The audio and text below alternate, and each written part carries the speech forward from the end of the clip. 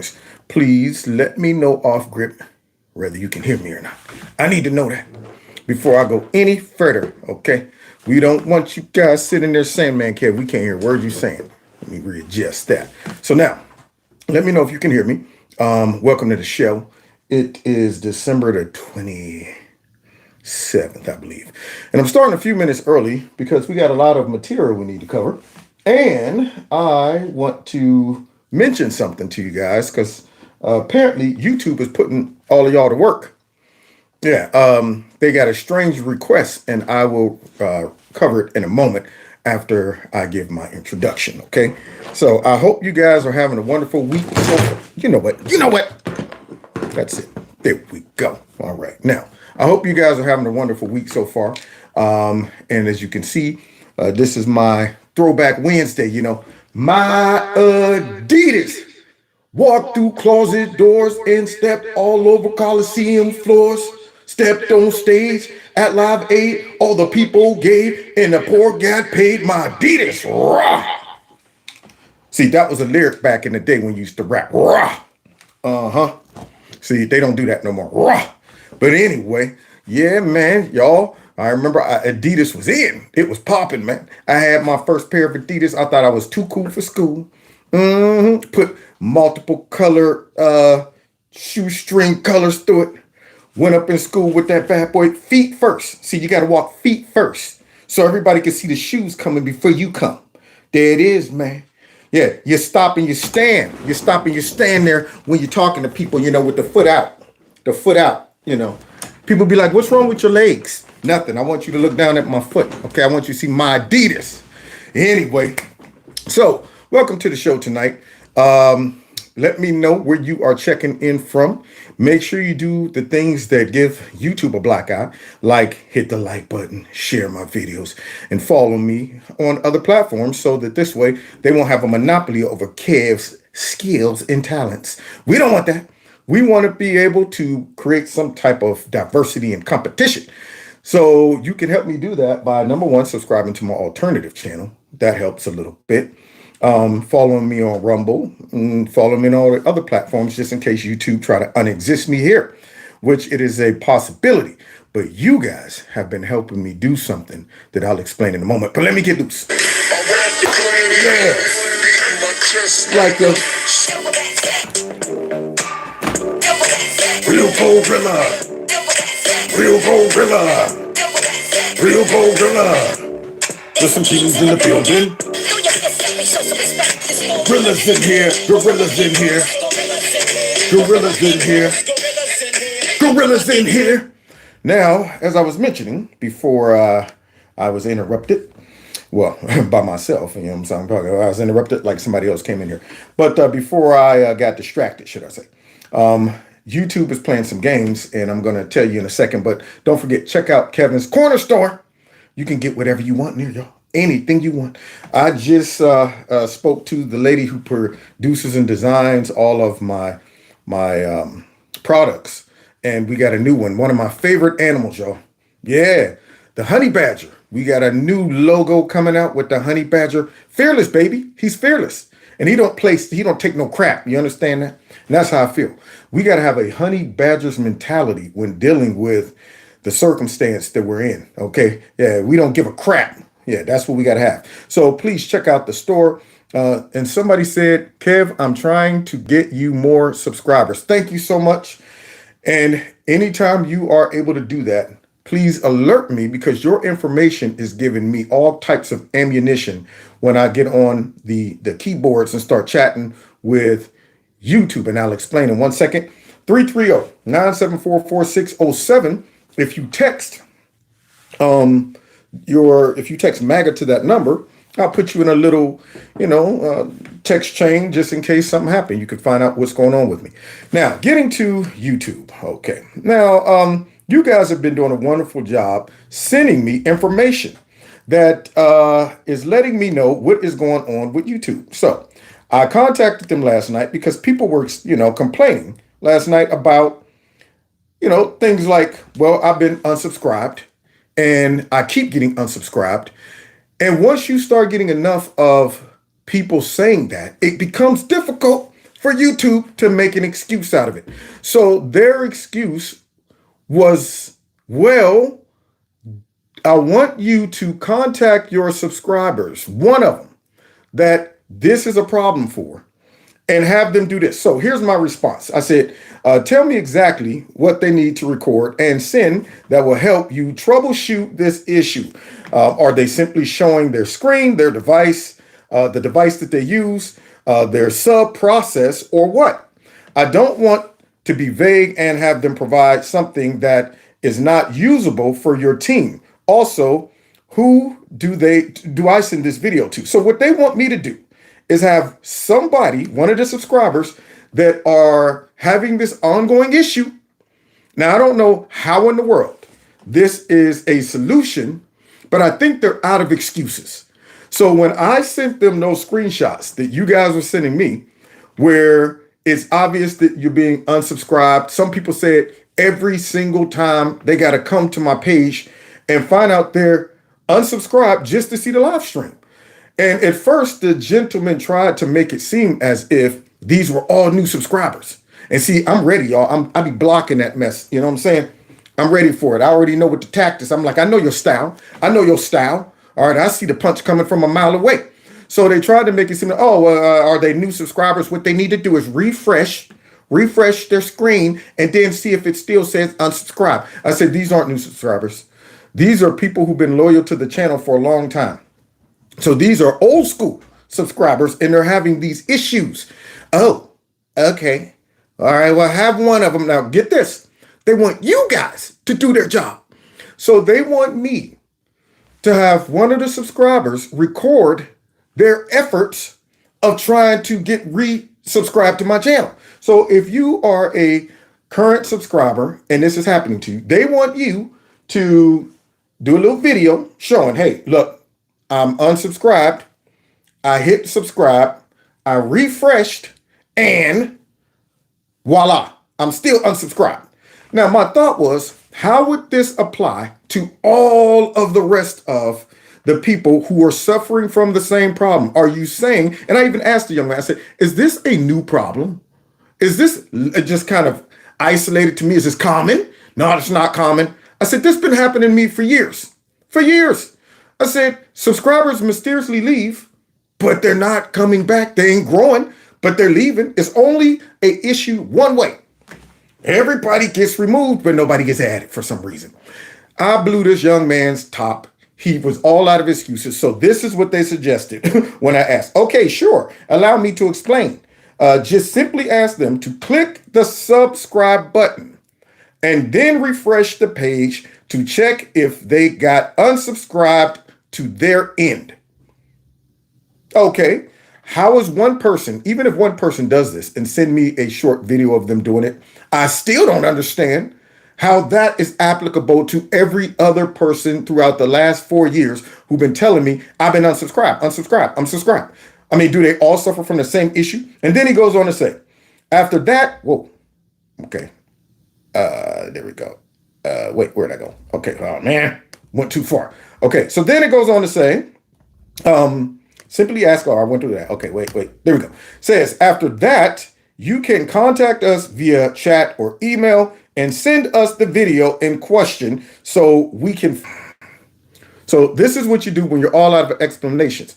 And you guys have helped me by sending me these screenshots, put them in a situation to where they're reverting to solutions like this that they know are impractical. So now I'm supposed to reach out to one of you guys, somebody who trusts Kev, with a small short video, and you guys do what they said, record yourself going through this process and then send me the video. And then I have to send it back to you. See the hoops? You see the hoops? And I'm saying, isn't this something you guys should be able to handle?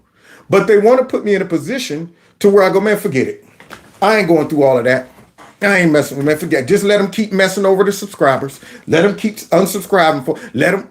That's what they want. They want to create obstacles to make me say, okay. But see, I mean, I'm that guy that'll blow through all those obstacles. So there you have it, ladies and gentlemen.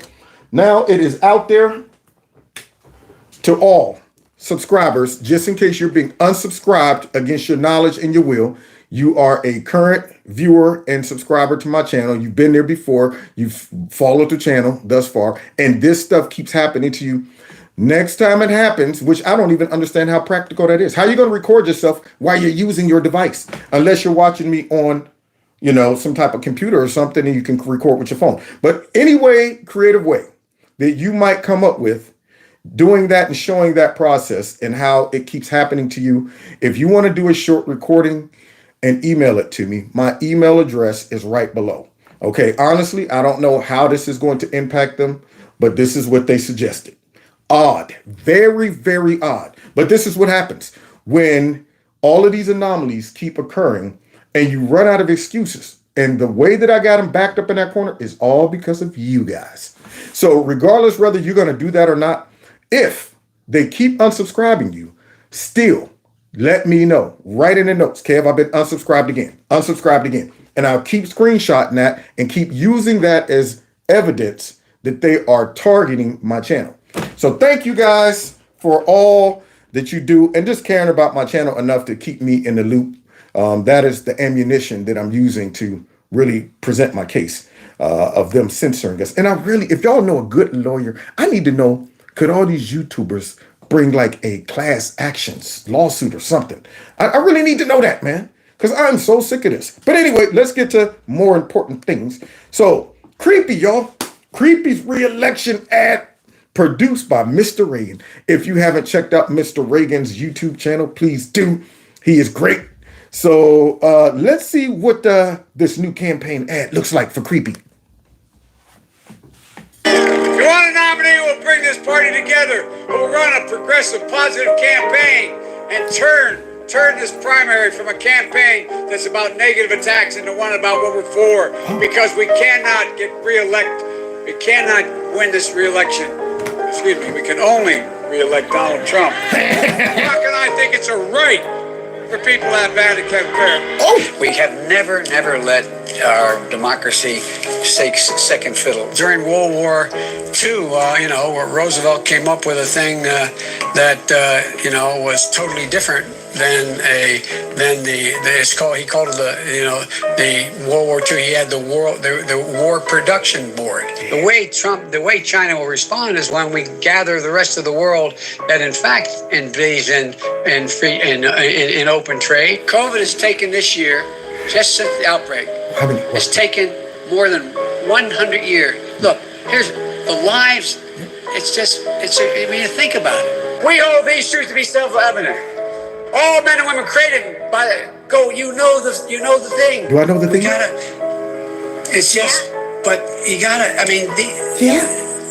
We gotta reassure. Look, I'll do what he's unable to do. I'll lead an effective strategy to mobilize true international effort to pressure. I am very willing to let the American public judge my physical and mental my physical as well as my mental fitness. I'm Joe Biden. And I've loved kids jumping on my lap. Beautifully put together by Mr. Reagan. No, it is not a real campaign ad. It is a production by Mr. Reagan just to show how foolish this man looks. If somebody was to, and if you go to his page, he has it. It's only about 2 minutes long. If you go to his page, the funny part about this is that it was done so well. If you send this to some of your Biden voting friends and family members, and let them watch it so they can see just how foolish it would be to vote for this man. Based on those clips alone, and to combine it and put it in what appears to be a campaign ad would really drive it home to show people like, wow, he is garbage. How did he get this far? How did he even sneak my vote out from under me the first time? Oh, because I wasn't paying attention to this and the media was hiding all of this from me. And I was focused on white nationalism and Donald Trump and all of his evilness and Orange Man bad. That's how they pulled this fast one over on me. So go to his page, check it out. It's just like a 2-minute video and it gets straight to the point. No introduction, nothing. It comes in as if it's really a Joe Biden re-election campaign ad, and send it to all your liberal friends. Hey, here's the guy that you're voting for. Here's his new campaign ad. And I love to see their expression as they watch that. Yeah, wondering if it's real or not. If that's real, yeah, he's garbage. But I don't care because Orange Man's bad and he's becoming a dictator and stuff like that. So here's a real-time reaction to a lady with dementia who found out that Joe Biden is now our president. His first name. Last name starts with a B. D? B. As in boy. I don't want to play this game. You tell her, mama. She like, man, I'm already struggling mentally. I don't want to play these games. But look, in spite of her dementia, she still got enough common sense that when she finds out creepy, sleepy, sleazy, slimy, sloppy Joe is our president. Look at this pure reaction. Okay. What if I told you it was Joe Biden? What? Joe Biden? I'm laugh. That is our president. Actually.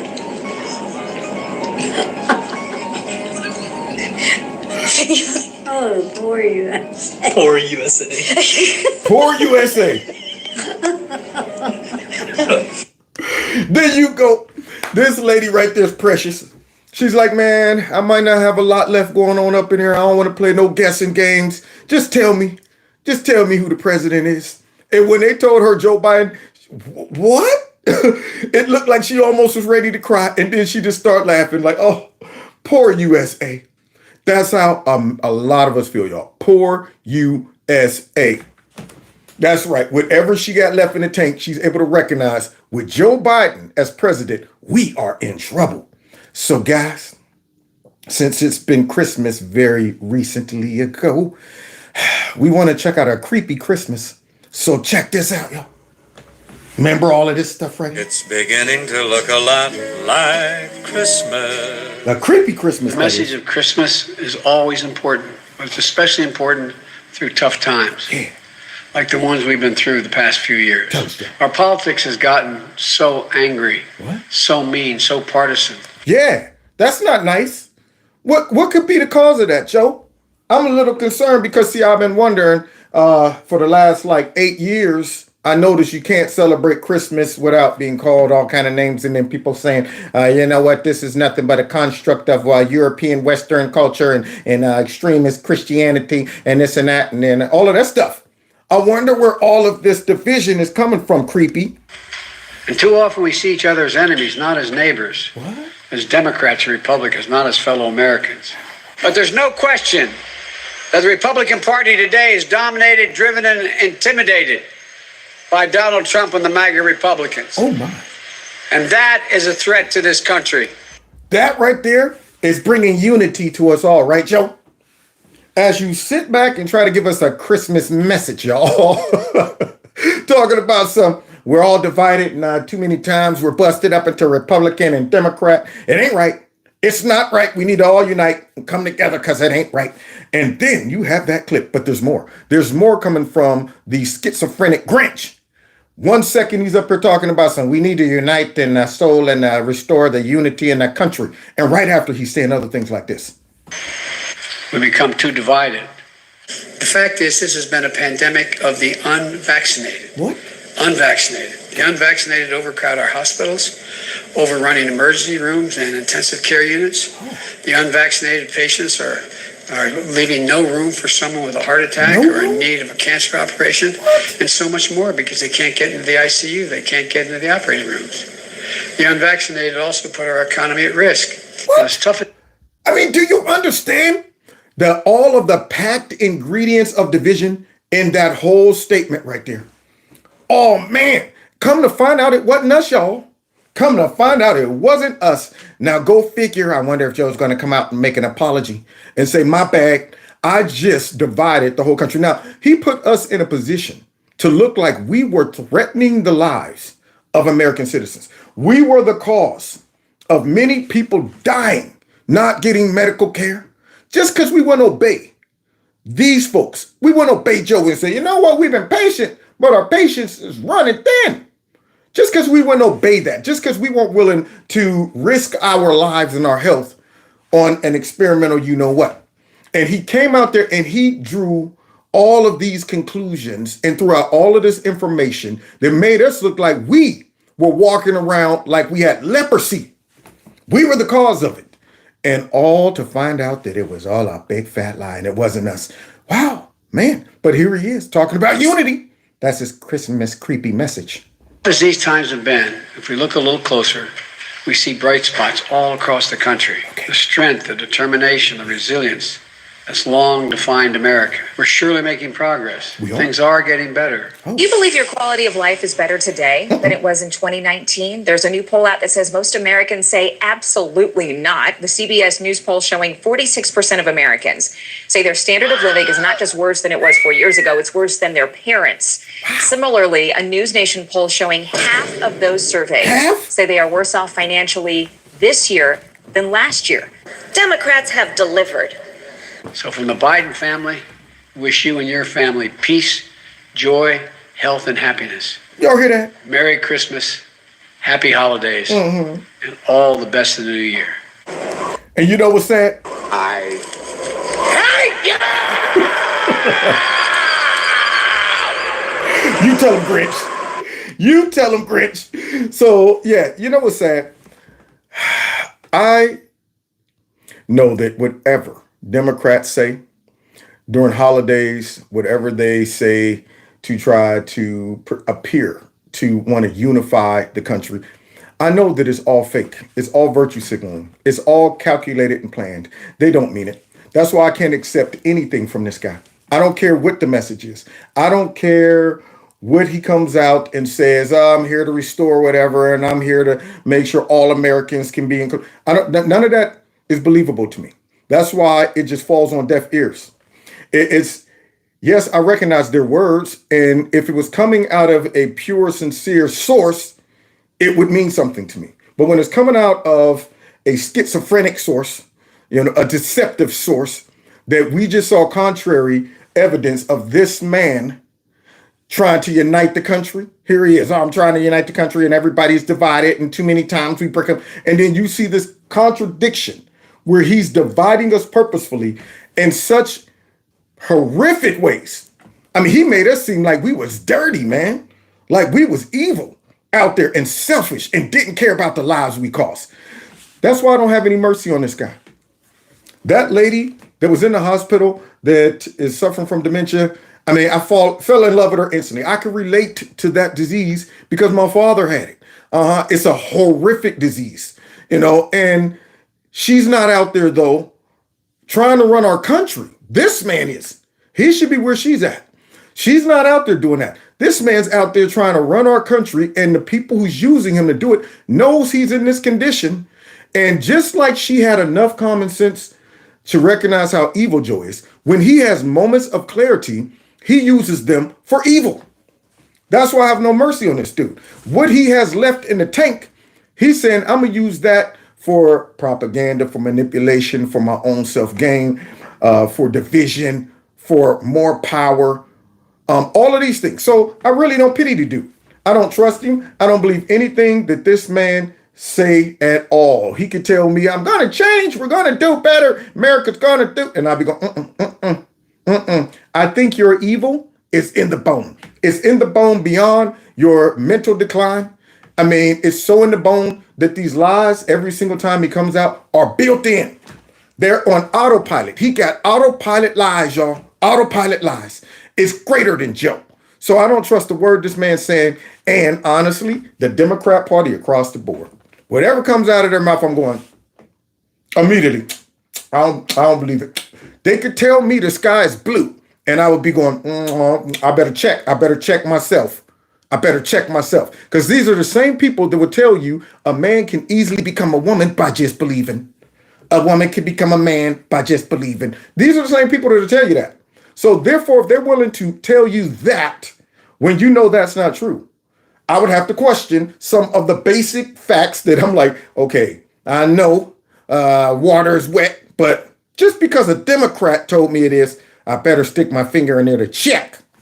That's how I feel about these people. So now here's Biden's solution to one of the major crises in our country. Somebody asked me if my dad passed away. Yes, he did. August 15th, over the summer. So now here is Biden's solution to the immigration crisis.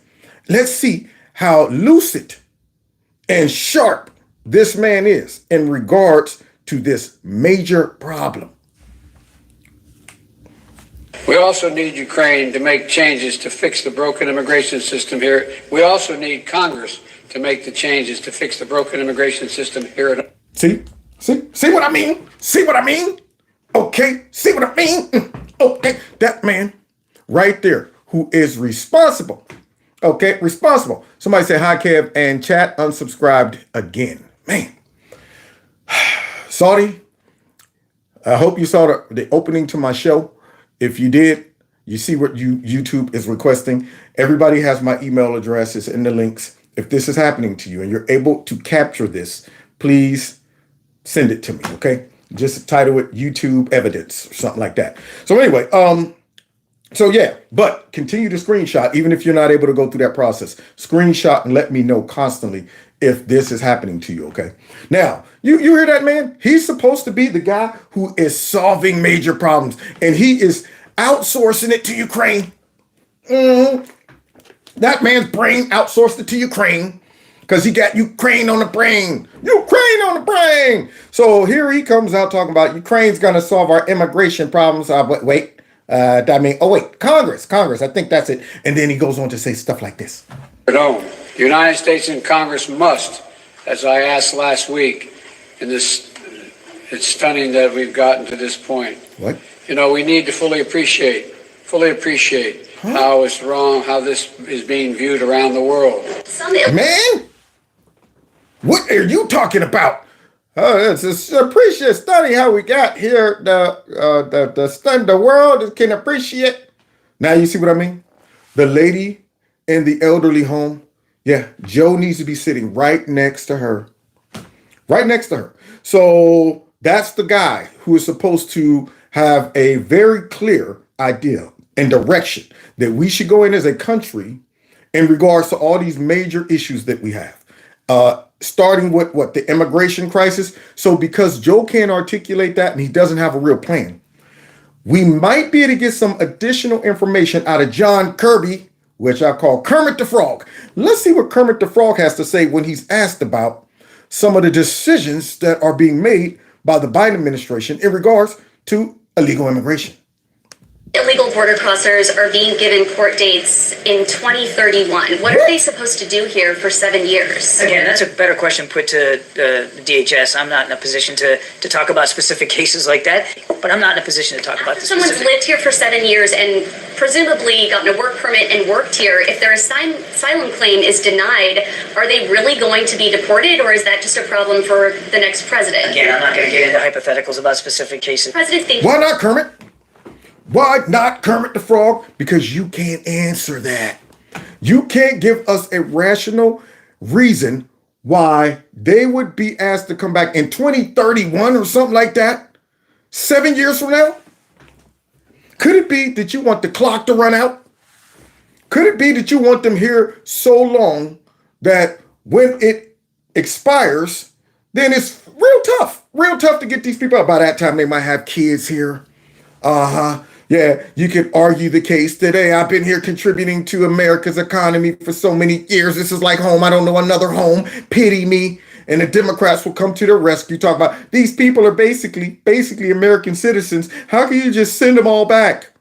So these folks are kicking out their asylum claims to 2031, I believe. 2031, 7 years from now. And Kermit the Frog is trying to tell us, hey, don't ask me about that, because he knows it's stupid. Yeah, and here's this reporter who won't leave it alone. This is what they're doing. They're trying to create a crisis that will push out to 2031, and then knowing by that time, getting these people out the country or tracking them down will be next to impossible. Wow. And when he's asked about why would Joe Biden okay that? Well, he can't answer that because Joe Biden probably didn't okay it. Mucus probably came up with that, and the rest of the people running the country. Because Joe surely didn't okay it.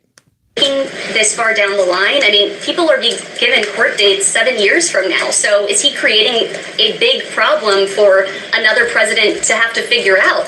if these people are going to be Yes. deported after just working, living, maybe having families here for 7 years? Again, I'm not going to get into hypothetical cases here. He's willing to have. Why not? Why not? Again, do you want to check what that? Doing the same thing that Black Gay Drop does when she's asked the question that she can't answer because there's no rational, logical answer to it. All right, why was Joe Biden caught, in pictures with his son's business partners when he said he never did? You know what? I'm going to refer that to the legal department. I'm just not going to talk about it here. I can't weigh in on that. You know what? You might want to contact somebody in this division over here or this department right there. Because they know if they were to try to answer that, it would be shite. This guy knows that this is shite. What you talking about somehow? Where I'm kicking it out to 2031. How dumb is this? I mean, if I was to somehow make my way into any country, let alone a sovereign country, maybe like Russia or China, not only would I be kicked out immediately, probably thrown in jail. God knows what they would do to me. But if I did somehow happen to say I'm here for asylum and they consider it, they would go through their checks so quick. They wouldn't say, well, go ahead and have yourself a ball in our country for 7 years, then come back and say, yeah, here I am for my appointment. But that's us. This is the logic of the Biden administration. But really, it's the evilness of the Biden administration because they're doing that on purpose. They want to kick that out there because they want to create a scenario where it's more difficult to send these people back to where they came from. Unbelievable. Thank you. Somebody said treason. And how? Have a serious discussion with members of Congress about immigration there it policy. is, So let's see Congress. where that goes. But he's taking the issue very, very seriously. No, he's not. Did you hear this guy? He's taking this issue very, very seriously. Kermit, oh, Kermit, you muppet. We all know Joe is not taking any situation seriously because he don't know what's going on. Y'all give him a piece of paper to come out and read when he is off the situation is volatile. We're still monitoring the situation. You know what? There, that guy. But he's saying he's taking it seriously. Now, even if Joe did have a moment of taking it seriously, he's committing all that seriousness to breaking the border. How can you take it seriously and it's getting worse? We never see Joe come out and talk about it seriously. We never see Joe go down there and look at that mess that's being created. We never see Joe do anything. So apparently the problem's not bad enough for Joe to dive into it. If you see a huge problem, you're dedicating all your efforts and time towards it. This is the number one crisis right now. Going on.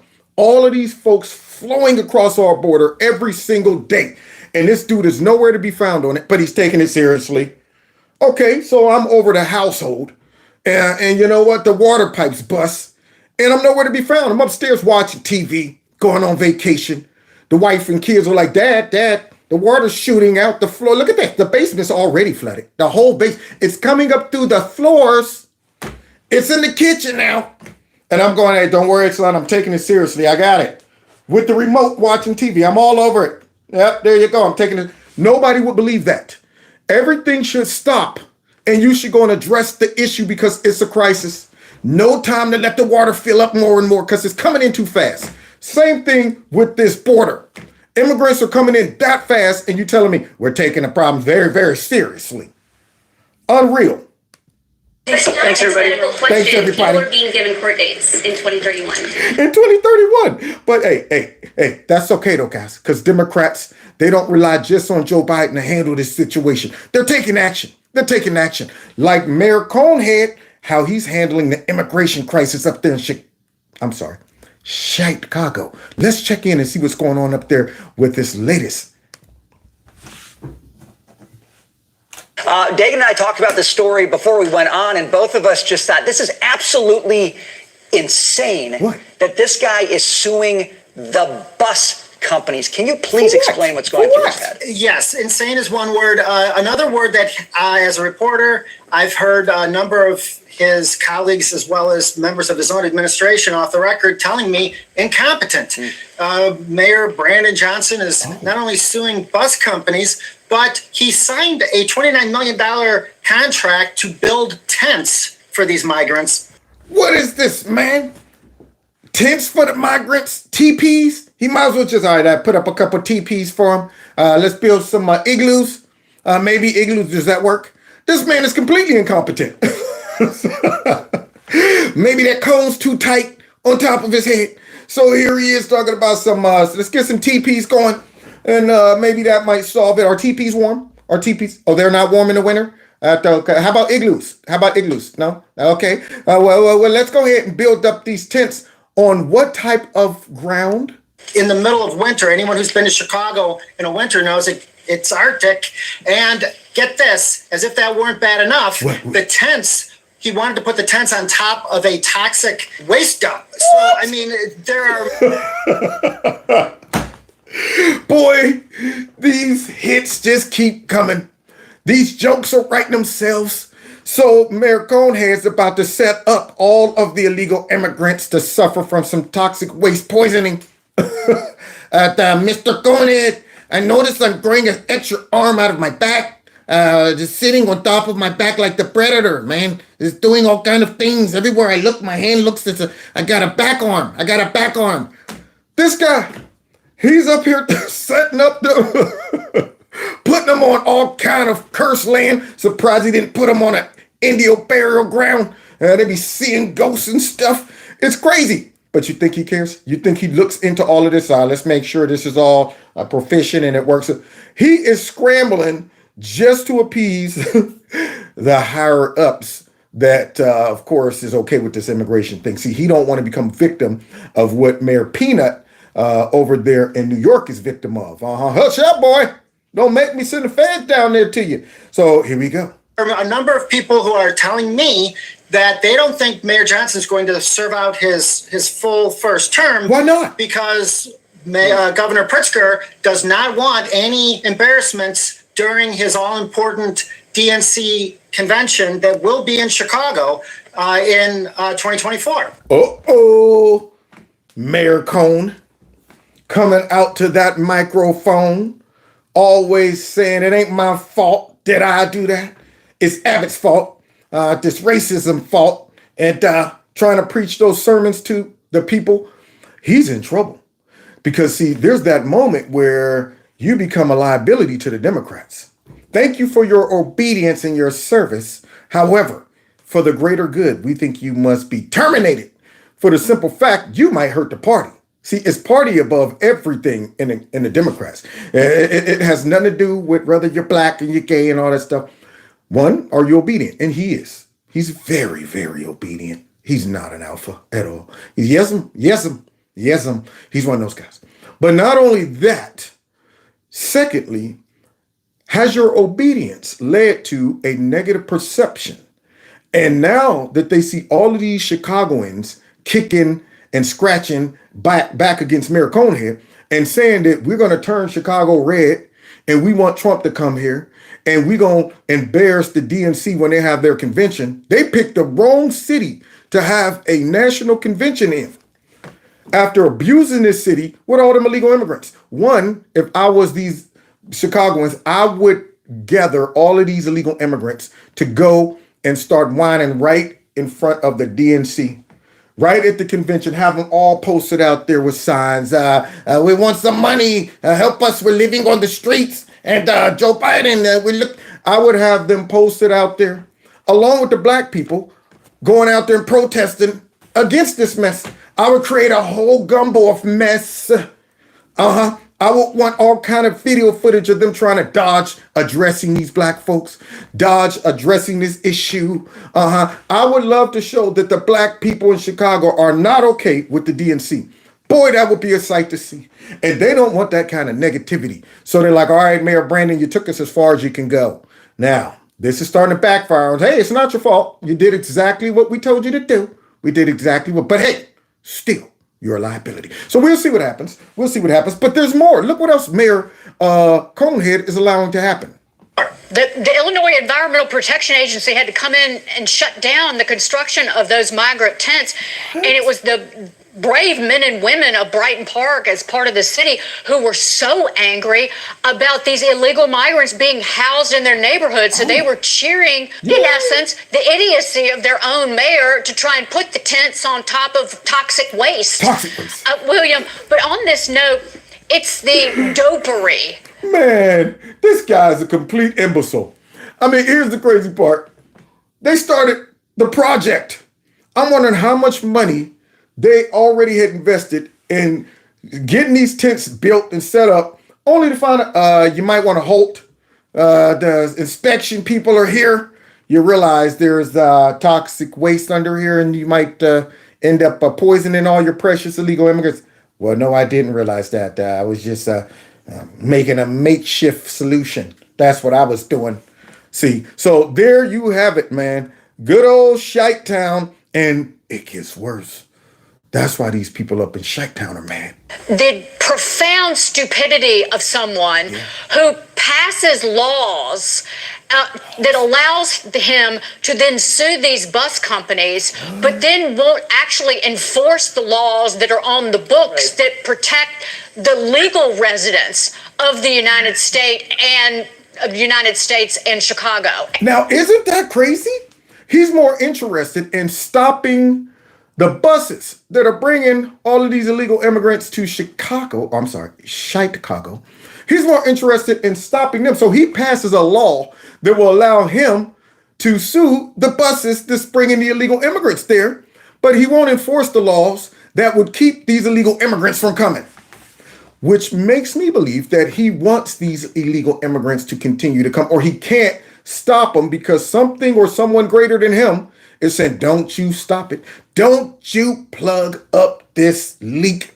Don't you stop it. Don't you stop those illegal immigrants. Don't you stop it, man. And so now here he's, all right, all these buses are coming, but let's sue the buses. I think that'll be the best strategy.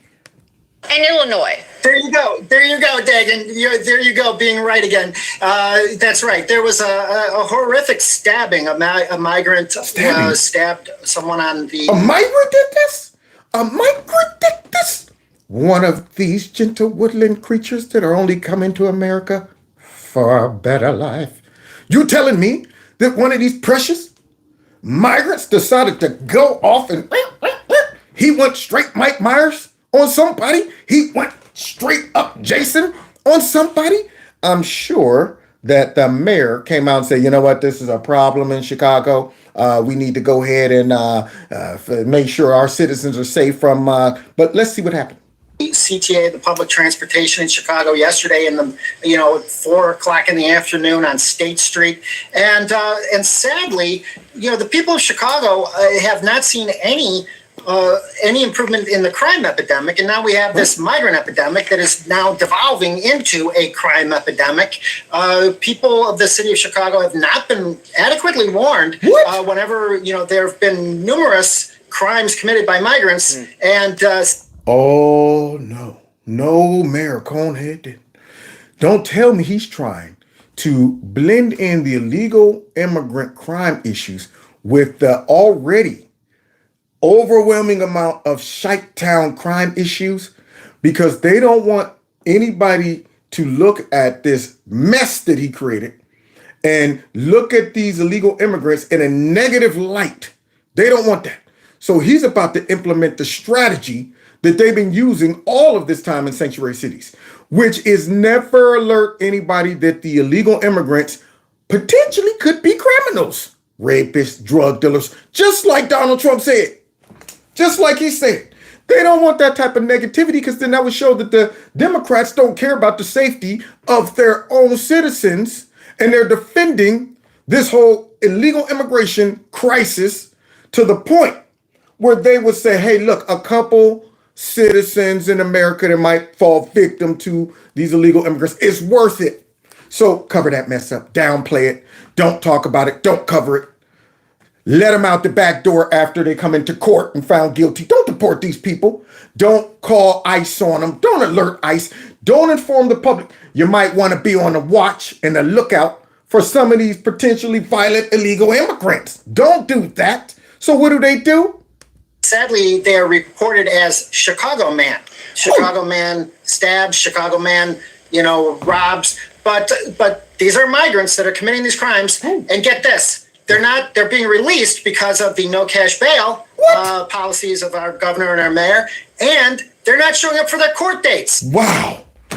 Man, Shite Town is really living up to its name, Shite Town. So if I am getting this straight, mister, you're telling me that they're trying to water it down and just say, Chicago man stabbed someone today. Chicago. These aren't Chicago citizens. Just because y'all done bust them into Chicago and y'all trying to put them in teepees, let them sleep inside of the police stations, don't mean that they are Chicago citizens. So what they're trying to do so that people don't start going, well, wait a minute, is this a Chicago man or is this an illegal immigrant? That's the question. So look how the news done went ahead and said, Chicago man stabbed, Chicago man raped, Chicago man, Chicago. Interesting. Dirty tactics.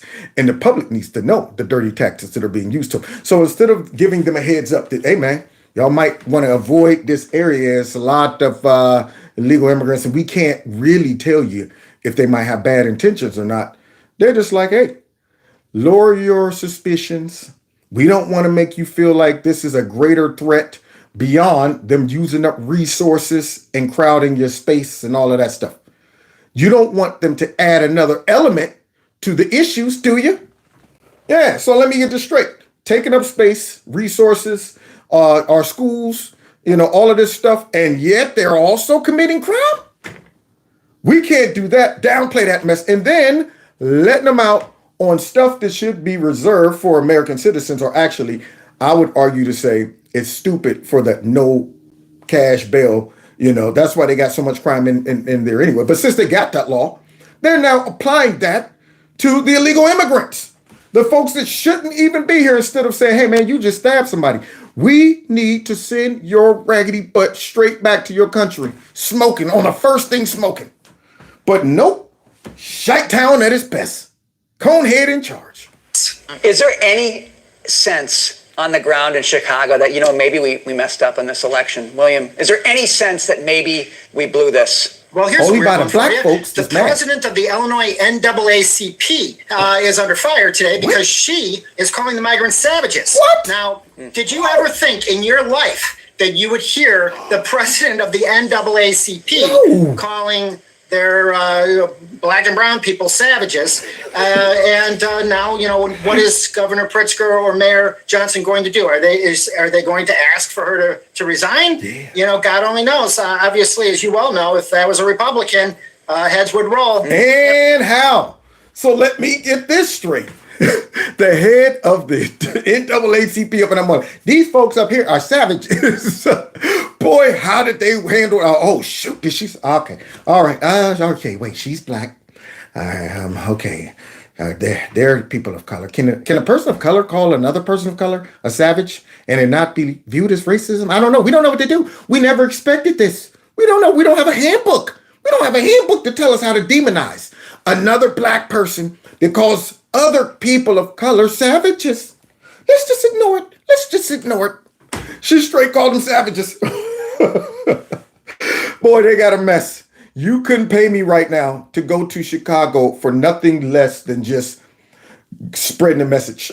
I would be going up there like, yo, I go up there for a Trump rally so we can go ahead and campaign and, market our brand or whatever. But for just farts and giggles, yeah, I'm going to Chicago to this restaurant. I'm going up there to see no, my brother, you got to keep your own.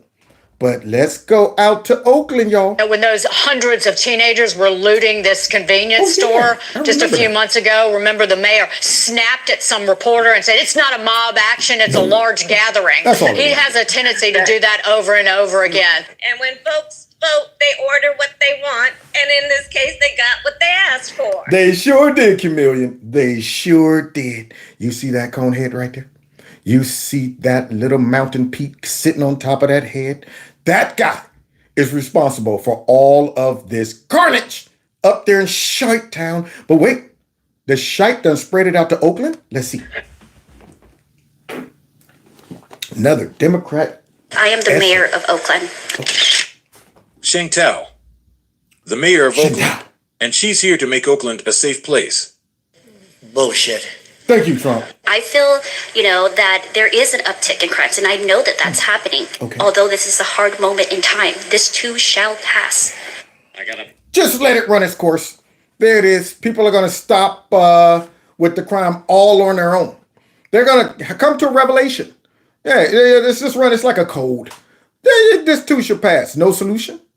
What could be causing it? How did we get here? Was it always like this, Chantal? That's my question. So now Chantal, she's very diverse though. She's very diverse. Look at that. How lucky are you to find an Asian mayor for Oakland? Probably filled with a lot of black people, but somehow the mayor ends up being Chantal.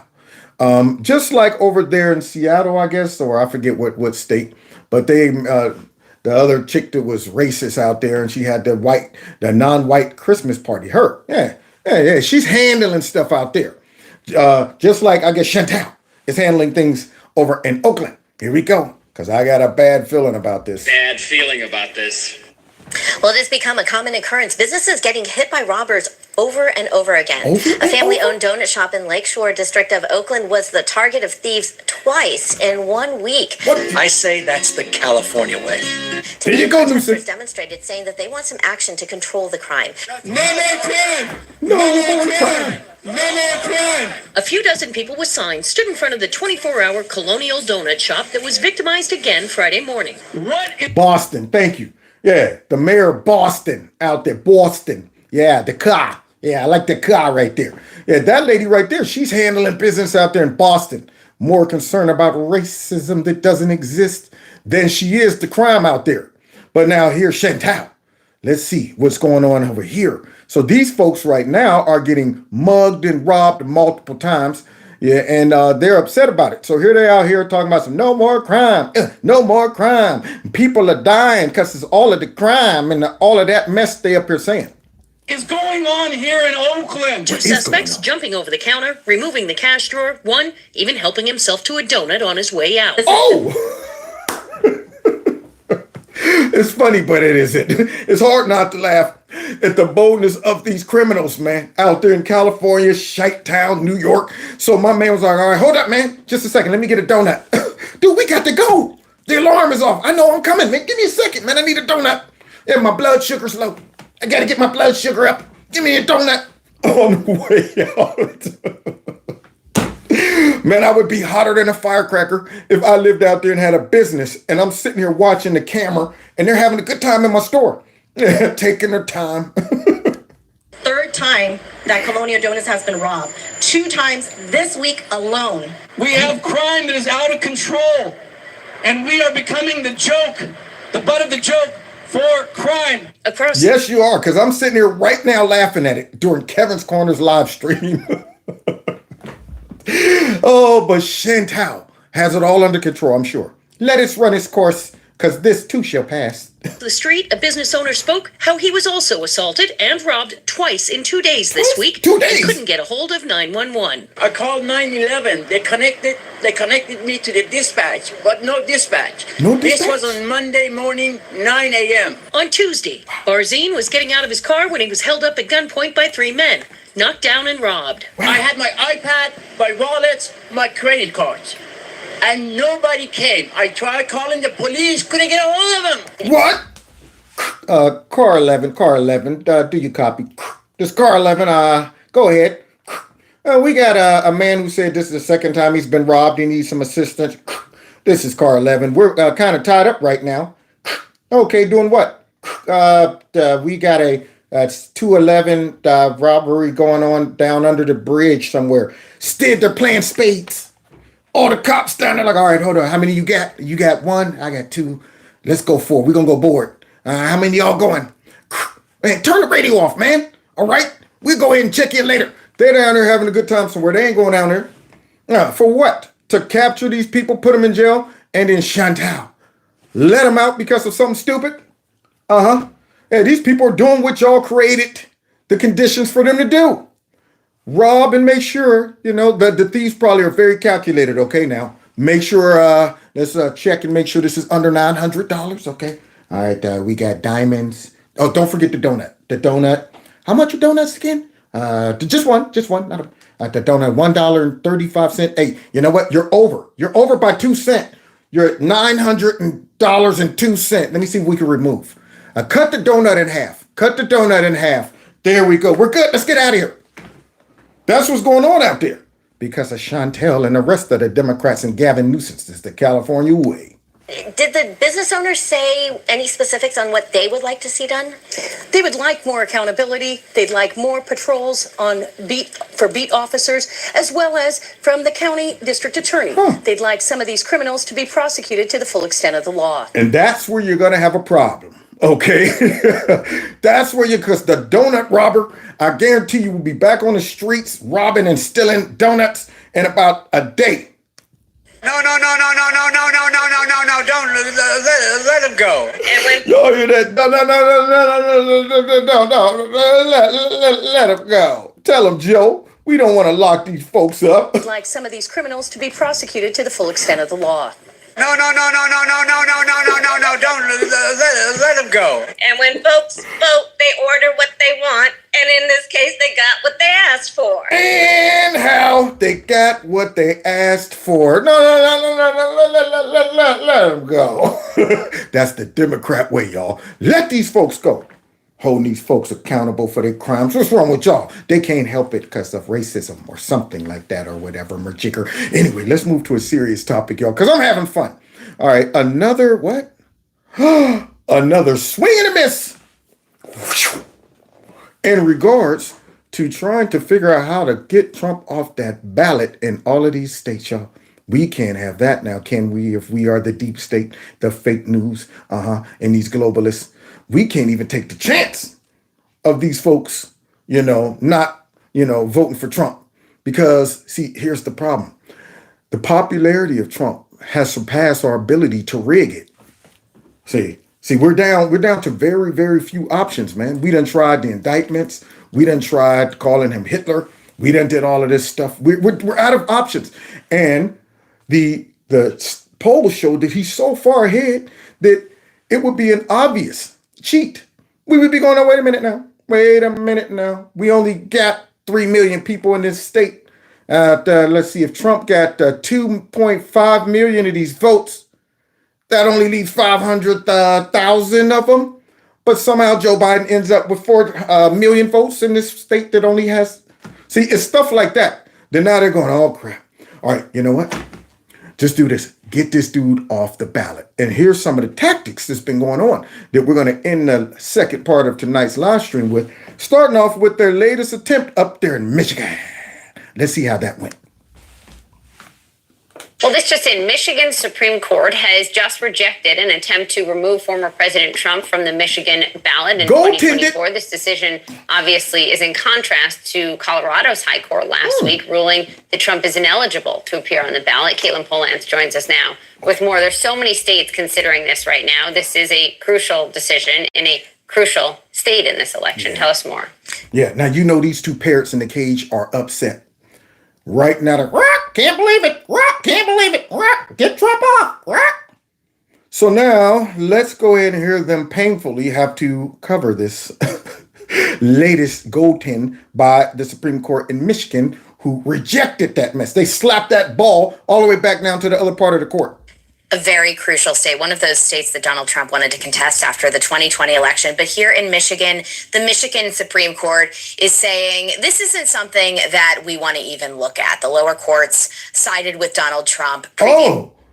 They straight up said, man, get out of my face with that mess. Man, don't be coming here bringing up no stupid stuff. We don't even want to look at this mess. This is ridiculous. See, this is the attitude that I think a lot of Republicans should have in regards to the crap that they try to make look serious. Like we should be really looking into all of these charges that Trump is under, all these indictments. We're supposed to take all this stupidity seriously. Now, I mean, we all know this is propaganda. We all know this right here is them trying to interfere with the election. When they come to people talking about that Trump, it was an incident, man, get out of here with that. I mean, politicians who entertain this burns me up, especially conservatives. Just sit back and be like, well, we definitely have to get to the bottom of the Jack Smith investigation. We want to let it play out. No, it should be, man, get that mess out of my face. Already know what it is. is politically motivated. All right, I'm not going to buy into this. I'm not going to entertain this foolishness. We know what the goal and objective is for this.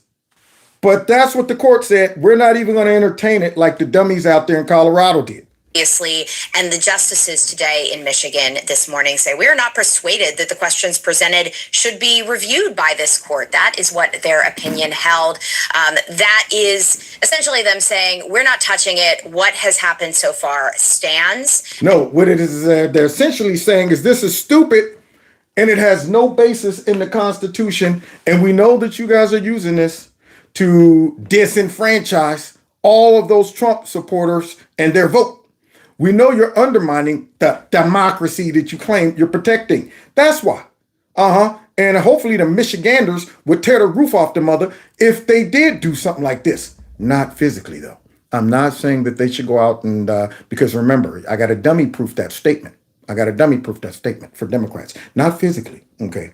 All right, let's continue. And thus, Trump is going to remain on the ballot in the state of Michigan. This follows a couple other major lawsuits where he has been successful in keeping his name on the ballot whenever there have been major challenges to him. Minnesota, New Hampshire, Arizona, or where those other states have had that, where Trump has had that success. Very different from Colorado. In Colorado, not only did the Supreme Court there take up the case, they had a fully fleshed out case to look at. And in one of the writings from the justices today out of Michigan, they even noted that Michigan state law is much different than Colorado. Colorado law essentially says that the primaries, you have to be qualified and show that you're legally able to be on the ballot. In Michigan, doesn't have that law at all. Wow. Now, you know what makes me upset sometimes? All of the best locations, most beautiful environments and stuff, these states, all messed up by liberals. Colorado is such a beautiful, beautiful state. I went to Colorado and I'm looking at mountains off in the distance with snow on the top of them. Looks like I could have walked over to them, but it probably was like 200 miles away. That's how big the mountains were. But I'm staying in a hotel, it's warm where we're at. And then you got this beautiful backdrop, this landscape. I'm like, this is gorgeous. And yet they inherit all this beautiful air and tear it up. Seattle, they ain't going to California. All of these places ran by Democrats. They always do stupid stuff. Always doing stupid stuff. But then you got Michigan. Okay, here they are. The Supreme Court justice down there was saying, man, this is stupid. We're not entertaining this. Okay, it has no basis. And this lady is different. It's different out there in Colorado. What could be the difference? Could it be that they have activist judges out there that are trying to manipulate the Constitution and the 14th Amendment to make sense so they can get him off and set a predicate for other stupid liberal cities and states, rather, to try the same thing? Could it be that? So let's check out how they're coping with this latest decision from Michigan over at MSNBC. Some breaking news just into us. The Michigan Supreme Court has ruled that Donald Trump will remain on the Republican primary ballot. Obviously, a significant decision here. People have been waiting to see, given the news last week that the Colorado Supreme Court, in a 4-3 vote, voted that he should not appear on the Republican primary ballot. So he will. So what does that tell you? What conclusions can you draw from this? All of these other Supreme Courts in other states all shot it down. But yet, Colorado Supreme Court, okay, why are they seeing things differently? Why are all these other Supreme Courts looking at this and saying, I don't know what they're looking at out there in Colorado, but, or could it be that in this case, the majority should tell you that this is the right thing, and the minority is saying, nope, I'm going to manipulate and pervert the evidence, the 14th Amendment, the meaning of it. I'm going to pervert that. I'm going to fit this square into a round circle. Could it be that? But nope, according to MSNBC, they're a little perturbed. They're perturbed. Bill, beyond that Michigan ballot, Jonathan Lemire, the Supreme Court upholding an appeals court decision that previously had found the former president could appear on the ballot. This, of course, all raised because of his role in attempting to overturn the 2020 presidential election. Is that right? His role in attempting to overturn the 2020 election? I mean, is that what Trump was doing? See, the framing of these statements are amazing. So he's grudgingly covering what the Supreme Court decided in Michigan. And then while inserting these narratives along the way and Trump's, participation in trying to overturn the, how about challenge? But for some reason, overturned. Yeah. So he's carefully blending in and mixing in his own insertions. Here we go. We also got these tapes just last week from the Detroit News that showed Donald Trump on the phone trying to influence fake electors and everything he did to meddle in that election in Michigan. Meddling in the election in Michigan, election interference, meddling in it. Yeah. He's still trying to put a negative spin on the decision that came out of Michigan. I can't just let the decision stand for itself. No. I got to tell the people why these Supreme Court justices up there, for some reason, overlooked all of these facts about how evil Donald Trump is and all of his involvement and corruption and the insurrection that never took place. See what he's doing? He think I don't see it, but I do, and so do you. But now the Michigan State Supreme Court, again, just moments ago, ruling that he will, in fact, be on the Republican primary ballot. He did try to interfere and overturn the election results, but legal scholars have been... You see them, y'all? They trying, y'all. They trying. Oh, God. Okay, how are we going to do this here? Okay. All right, I want to start off by letting y'all know he did. He did try to interfere and overturn the election results. Let's get that started. Let's get that straight, off grip, before I go ahead with the rest of my propaganda and pretend like I'm just reporting the facts and stuff from this situation. Been split as to whether or not that should keep him from these ballots here. And we're seeing that now play out in the states. Colorado, at least for now, has him off the ballot. Now Michigan says he can stay on. And we know the Supreme Court likely will end up with that Colorado case at some point down the road. But, whether or not this holds, the politics of this are also very, very tricky. There are some Democrats who say, look, Trump should be held accountable for inspiring an insurrection. That's what the amendment is about to the Constitution. Therefore, he shouldn't be able to regain office. He shouldn't be on the ballot. But other Democrats think this is just simply playing into Trump's hands. And this seems like a legal bank shot that actually makes him only politically stronger, that it fuels his arguments, as nonsensical as they are. As nonsensical as they are. He couldn't just stop at fuse Trump's arguments of being a victim of the deep state or whatever. But now he got to qualify that. As nonsensical as they are, there you go. Before I let you know how Trump feels, I got to let you know his feelings are nonsensical. There's no rational, logical reason why Trump would conclude that he's a victim of what? That the deep state is trying to hold him down. And what have we... There's no reason that Trump could come to these conclusions except for, let me see, 2 impeachments, tapping of his phones, wiretapping of his phones, the fake, phony Russia dossier where the FBI participated in it. Then there was, of course, the J6 garbage and hearings and all of that mess. And then, I forgot about the 4 indictments and the 91 charges and stuff. There's no reason. It's nonsensical for Trump to conclude that the deep state's trying to stop him. Do you understand? I would light this dude up. I would, whoa, back up. Did you just say nonsensical? Lay all those things out and say, now, why do you think it is that Trump supporters aren't falling for you guys in your propaganda? All the crap you're up here telling us, you have the nerve to sit back, and I'm glad we don't watch this stuff. That's why I have to watch it and find these clips and stuff to expose what they're up to and what they're trying to do. But this is the reason why we don't believe it. Because you're telling me it's nonsensical, and I'm saying, no, it is illogical to think that all of these attacks on one man is organic and justified. But this guy said they're nonsensical. We've seen since the Colorado case, all of these Republicans, including those who were trying to beat him in the Republican primaries, rallying to his defense. And they don't like it. They don't like it. So now, guys, the Supreme Court up there in Colorado, they mad, y'all. They starting to now get harassed and stuff. Now, this is a tactic we're about to see that happens when you make stupid choices, how they bubble wrap to cover up their dumb, evil choices. Whenever they come out and do something stupid that the public reacts to and say, man, that's obviously corrupt or evil or stupid. You know what you do, y'all? My life in danger. For just because they criticizing and recognizing me as being evil, deceptive, corrupt, or whatever, now my life in danger. Leave me alone. Don't go ahead and highlight that, yeah, what was the motivation of these justices to go ahead and do this? So now, y'all, here's a report. These Supreme Court justices are scared for their life. So violent rhetoric targeting Colorado Supreme Court justices prompt FBI investigation. A code word for leave them alone.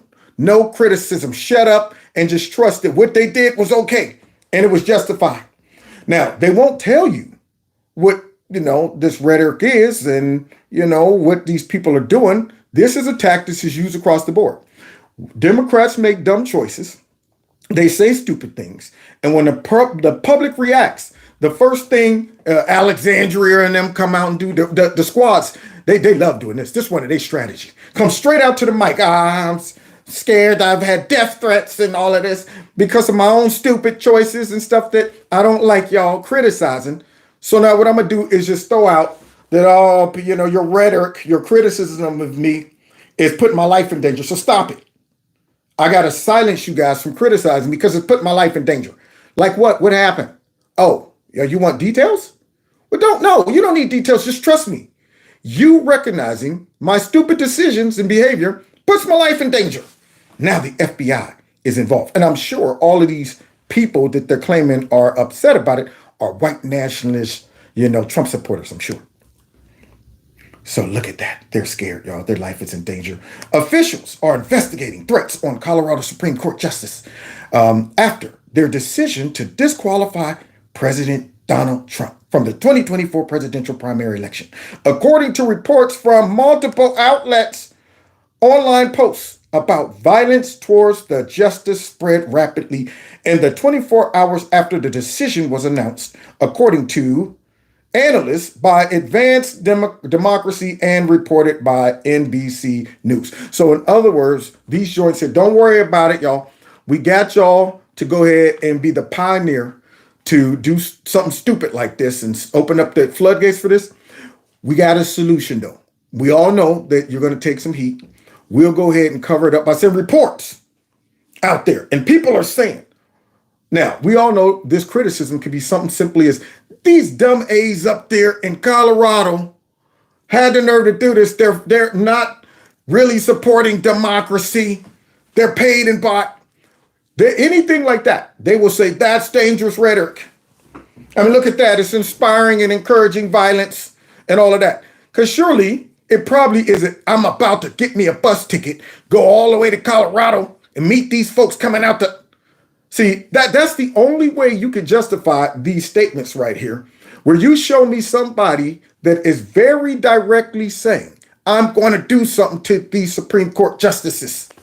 But according to the left now, simple criticism or harsh words could, put your life in jeopardy. It's a tactic that they use. And you know what else another tactic that they use? Recruiting a bootleg fake behind so-called Republican to justify whatever they want to do to Trump. See, that's what they did. So let's see as we close out this wonderful montage put together by Trump fan of this so-called legal scholar. He's a conservative, guys. He's a conservative legal scholar that is the pioneer to push this whole get Trump off the ballot thing. Look at how the deep state is operating through this puppet. And he's a conservative, y'all. So here we go. Conservative tool used by the left. Now to that breaking news out of Colorado. The state Supreme Court has ruled to remove Donald Trump from the state's 2024 ballot for violating the Constitution. Wow. Michael Ludwig, celebrated conservative... Y'all see the puppet? Michael Lovett. Now notice the networks that Michael Lovett's going to be appearing on. Yeah, notice so now, notice she starts off conservative what? Legal scholar. Conservative legal scholar. So, audience, just in case you're wondering whether this is biased and motivated by the Democrats or something like that, I'm going to let you know this guy right here, he's a conservative. He's a conservative legal scholar. So now, all of a sudden, you can't say this is all a hit piece. No, he's an operative. He's used by them. He's allowing himself to be the vessel. Judge, I appreciate you joining us tonight. You have called this opinion unassailable. Can you explain why? Please. Noah Bookbinder. He is the president of Citizens for Responsibility and Ethics in Washington, also known as CREW, the group that filed the case in state court in Denver. There were a lot of Republican commentators and scholars who picked up on the 14th Amendment and sort of brought it to the public attention. You mean a lot of never Trumpers and rhinos? Could you be? Yeah, people that are part of the Uniparty? Is that what you're referring to, ma'am? So let's see this guy go ahead and reference one of the sources that he used to bring all of these lawsuits. And look who he references. Did you work with any of them in building your argument? I guess I don't want to get too far into exactly who has consulted with us. Yeah, because we don't want to reveal all the rhinos. We don't want to reveal all of them. But here's one. But there are certainly folks like Judge Luttig, who has also helped push the conversation forward and has certainly been, influential in our thinking. Two prominent conservative law school professors recently completed a paper arguing the former president is actually ineligible to hold a future position in government because of what happened on January 6th. Do you agree with this argument? I myself came to the same conclusion 2 years ago. 2 years? Former conservative federal judge Michael Luttig, who, by the way, happens to be one of the leading legal scholars in the country. He is often quoted, often interviewed. Mr. Luttig, again, conservative justice. Y'all see that? Talking point, everybody get on the mic. The talking point is when you're using Luttig, make sure you let the dummies know he's a conservative. He's a conservative. See, there you go. That means you got to listen to him. That means obviously he has no motive except for just fighting for justice. Has launched a new idea, a new group almost, if you will, calling on legal minds, legal experts, and of course just lawyers to join in the effort to prevent Donald Trump from destroying the country if he wins the White House next year. So let me understand, this man just decides this is his crusade. You got a conservative legal scholar who should be making money, maybe doing lectures or whatever he's doing, if he's a professor or he got a law firm, whatever he's doing. Instead of doing that, he watches this whole thing play out and say, you know what, man? This Donald Trump guy seems to have violated the 14th Amendment. And now what I'm going to do is stop what I'm doing. Maybe I'm retired, come out of retirement and make it my mission to stop Trump somehow because of the Constitution. Yeah, the Constitution. Instead of letting it all play out, this guy makes it his mission to go ahead and start rallying the troops. Getting other conservative whatevers to weigh in on this and all of that so that they can defeat the narrative that it is only the Democrats that is pushing for this mess. Yesterday's decision by the Colorado Supreme Court was masterful. It is an unassailable interpretation of the 14th Amendment, Section 3's disqualification clause. Now, this guy must not care about his reputation because there are judges all across the country that is going, this is crazy. How is this? We can't respect you as a legal mind after you just said this was masterful. The 14th Amendment, very clear. It's very clear that this is applicable to Trump and that he violated the 14th Amendment. It's masterful. Now, all of the real legitimate legal justices and scholars out there are looking at this. They should look at him like, dude, you sold your soul. You straight up just unraveled all of the clout you have when you came out and said this was masterful. And an unassailable decision that the former president is disqualified from the presidency because he engaged in or aided or supported an insurrection. There you go. Let's build this word into our vocabulary for the last 3 years. Because before then, I never heard of an insurrection. You didn't hear about that. But all of a sudden now, insurrection. Couldn't be encouraging them to violence, nothing like that. Because see, that won't get you taken off the ballot. See, it got to be, we got to charge you as an insurrectionist. And we got to prep the public to be very conscious of this word. We got to build this vocabulary word into the consciousness of the public by saying insurrection, Trump. We don't want you to question what is the definition of an insurrection. How does it look when an insurrection takes place? How would this all play out? We don't want you to question that. Just trust us. We don't even want you to stop and say, well, if you're saying Trump's an insurrectionist, wouldn't that mean he would be charged for insurrection or accused of insurrection? But they just say it. But he calls himself a legal scholar. So now he's just going ahead and concluding that, even though the FBI never said Trump did it. Wow. Or rebellion against the United States Constitution.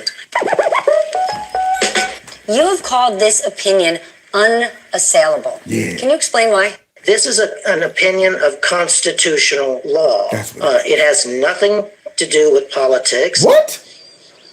I think I can smell shite. This is not a political decision. Yes, I can definitely smell shite.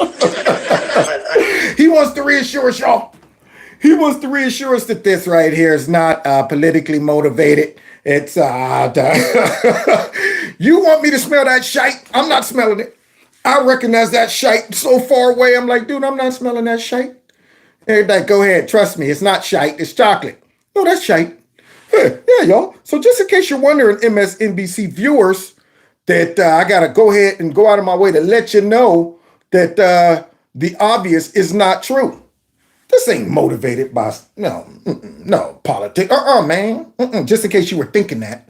I've heard some commentators tonight jump to the conclusion that this is a political decision by a liberal state Supreme Court. What can make them come to that conclusion? It couldn't be anything further from the truth. Well, it's unbelievable. Where'd they get this shite sandwich right there? This guy right there, man. Who is it? The sellout of this dude is amazing. It's fascinating. My man said, look, man, it couldn't be no further than the truth. All of you folks out there wondering why these Supreme Court justices went totally against the rulings of all these other judges. Why they decided to go into uncharted territory. Why they drew this conclusion from the 14th Amendment. And nobody else is able to do it. And Jesse Waters right here is about to throw a little water on the fire of that shite sandwich man right there. Here we go. Turns out Congress eviscerated the 14th Amendment 150 years ago. What? Because President Ulysses S. Grant believed national unity and reconciliation after the Civil War was more important than holding a grudge. This law has been hollowed out and has been sitting on the back burner for years. Well, that is until Donald Trump came along. Oh, snap.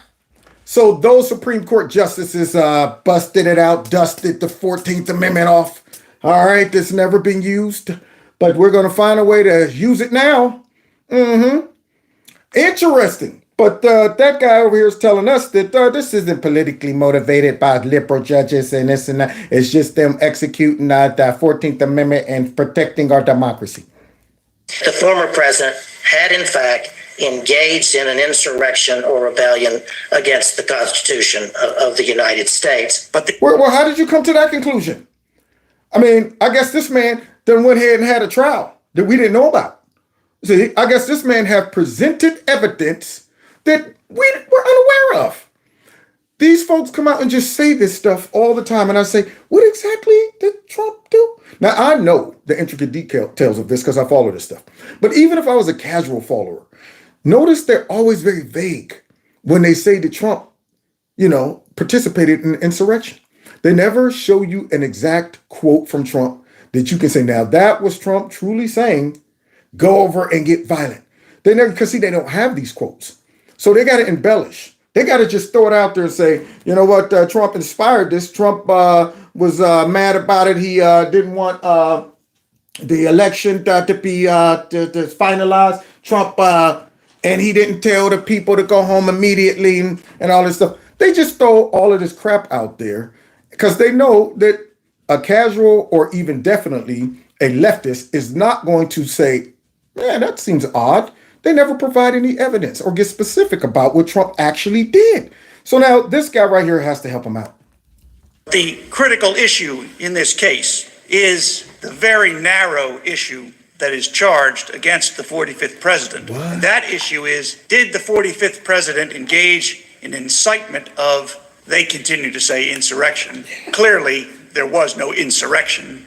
Insurrection is a term of art defined in the law. It involves taking over a country, a shadow government, taking the TV stations over, and having some plan on what you're going to do when you finally take power. Wow. Now, isn't that interesting? An insurrection is just the term that they all use, but they don't want to define that term. They don't want an example of what an insurrection would look like, because then you will find that the insurrection is taking place right now. These folks right here who have an infrastructure to sway all types of prosecutors and district attorneys to bring up bootleg charges, to sway the media to protect this bootleg so-called conservative legal scholar and promote him on all their channels, and persuade this man to go ahead and launch this crusade against Trump and push his 14th Amendment thing, to also sway social media to stifle the growth of conservatives, censor them, mess up their channels, remove subscribers. Yeah, this is a real insurrection taking place. This is a shadow government that's working. Yeah, a government that could spy on its political campaign, the opponent that they don't like. A government that could wiretap the president's lines and all of that stuff. Yeah, that right there. A shadow government. That's what concerns me. And it looks like we have one right now. See? So now they want us to think that Trump on January 6th somehow came up with this masterful plan to encourage all of these Trump supporters to rush the dang on Capitol with nothing but cell phones and MAGA hats. Then what? Then what? After you go ahead and secure the Capitol, is Trump going to then live in the Capitol after that? What's going on? How does he secure the Capitol? What are they going to use when all of the special forces people bust in to start picking them off one by one? Their cell phones and blocking stuff with their MAGA hats, y'all. Tink! Tink, tink! That's how they're going to do that? Huh? Yeah, ragtag group of people supposed to do what this man just described an insurrection should look like. But that judge, that legal scholar, is going out there telling you that it's clearly Trump participated in an insurrection. Clearly, this is not that. Look, they know very well you can't lead an insurrection against yourself. Trump was the president on January 6th. Oh, snap. That blows the mind. That's a good point, y'all. These folks out here started yelling out an insurrection when Trump was still the president. Out of all the ways to launch an insurrection, you would have thought he would have just used the military. He was still the president. But instead, he decides, I'm going to use a whole bunch of MAGA hat wearing, cell phone carrying, supporters to go up there and launch an insurrection. President, you could just have us go ahead and launch an insurrection. We're the military. We could go ahead. No, don't worry. These guys are equipped to handle it. Once they do it, then they're going to be my arms. They're going to be my guards, okay? They're going to go ahead and hold it. That doesn't even make sense. So if you already have the power, and you're the guy that would be a victim of an insurrection because you're the president, then what the heck are they saying? Trump launched an insurrection against who? Themselves. Himself. Creepy wasn't even the president at the time. Now, do you see how asinine this is? And how this guy out here talking about, look, it's obvious that Trump launched an insurrection, is discrediting himself. He looks dumb. If these people can highlight the obvious, like, wait a minute, that don't make sense. Trump was the president. He is totally destroying his reputation. Here we go. Section 3 of the amendment is commonly known as the Insurrection Clause, and it gives Congress the power to ban public officials from holding office if they, quote, have engaged in insurrection or rebellion against the U.S. Constitution. Does the Insurrection Clause of the 14th Amendment apply to former President Trump? Our sources are the 14th Amendment, Supreme Court Chief Justice John Roberts, and 2 constitutional law experts. Section 3 lists the public officials who can be banned from office if they engage in insurrection. Here we go. Members of Congress, members of state legislatures, and officers of the United States. Whoa, there's a word missing. There's a title, President of the United States. Why isn't that included? See, so I wonder if the legal scholar right here read that. The presidency is an office under the United States. Is it an that office? The president is an officer of the United States. How can he be an officer of the United States if he appoints people to an office? That's my question. Yeah, it's an office of the United States. Now, the president is voted in. Officers are appointed. Section 3 lists the public officials who can be banned from office if they engage in insurrection. Who? Members of Congress, members of state legislatures, and officers of the United States are included. The president isn't. But could he be considered an officer? Good question. Some legal experts argue that Chief Justice Roberts said the answer is no. No. When he issued an opinion... But that legal scholar right there who's not on the Supreme Court, he said, hey, absolutely, this makes sense. So now you got, Supreme Court justice saying, no, that's not true. But these judges out there in Colorado, they came to a different conclusion, y'all. See, there, okay. In a different case in 2010. In that opinion, Roberts mentioned that officers of the United States are by definition appointed, not elected. The presidency is an office under the United States. The 14th... No. Yeah, you hear that, Judge? That so-called legal scholar right there, just blowing past all of the interpretations that have been, accepted for, centuries. But because he is the useful tool of the left, he's straight up saying, I'm going to blow through all of that. I'm going to risk my reputation and integrity and all of that because we need to get this dude off the ballot.